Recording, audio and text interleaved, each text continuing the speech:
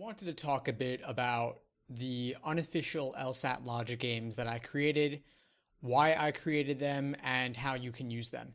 So, several years ago, I really wanted to understand logic games in a deeper way, in a way that I never really had before. And so I decided that the best way to understand logic games was to understand how they are created, why they are created the way they are. So I really wanted to put myself in the test maker's shoes and come to see things from their point of view. And I also wanted to learn a bit about the ways they make tempting wrong answer choices and the ways they push you away from the right answer. So I wrote several different logic games of my own. I think I wrote about 8 altogether. I wrote relative ordering, strict ordering, multi-level ordering, and several different kinds of grouping games as well. And one thing I noticed is that not all of the answer choices are there randomly out of left field.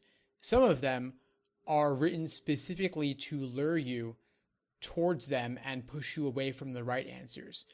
So a very simple example of this would be punishing test takers who do not correctly translate a statement into its contrapositive by including a tempting wrong answer choice that banks on the fact that you incorrectly translated that very contrapositive statement.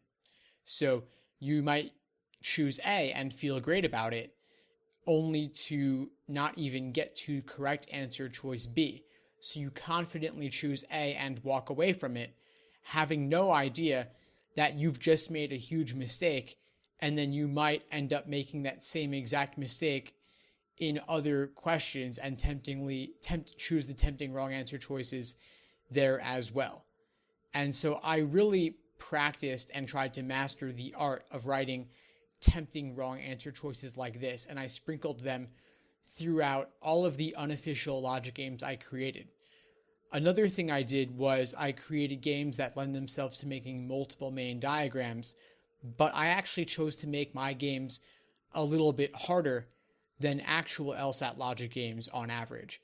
In particular, the grouping matching games I wrote, as well as the multi-level ordering game I wrote, were especially difficult and complex, and you can break it wide open with the multiple main diagrams, but you might not see that, in which case you'll have to draw lots of hypotheticals over the course of the game.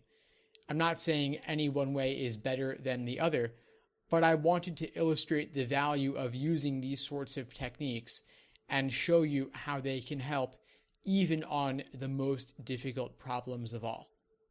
So these games are free, they're unofficial. I've linked them below this video, and because I wrote them myself, I'm not putting the same restrictions on them that LSAC would. So they're freely available online. You can download them, you can print them out, and make as many copies as you want. One of my former blog readers was kind enough to format them in an LSAT exam style. So the layout very closely mimics the style of actual official LSAT questions. And so there's a PDF version of these games you can download if you want the whole set, or you can do them individually in the various articles where they're listed on my website. And these games are tough.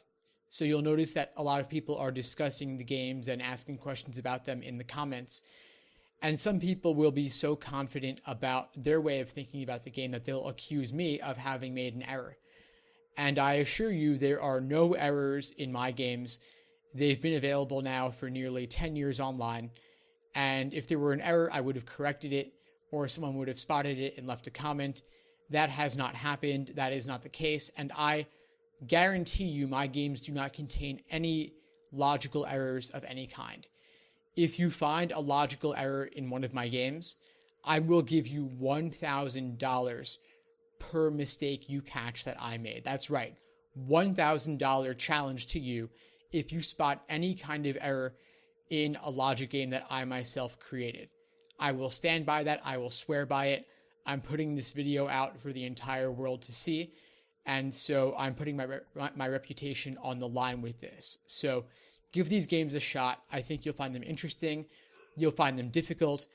And if you see any mistakes as you work through them, the mistake is on your end, not mine. So have fun. I wish you all the best as you work through them. I wish you all the best on the LSAT. Please reach out and let me know if you need anything at all. I'm a real person, and I love hearing from students.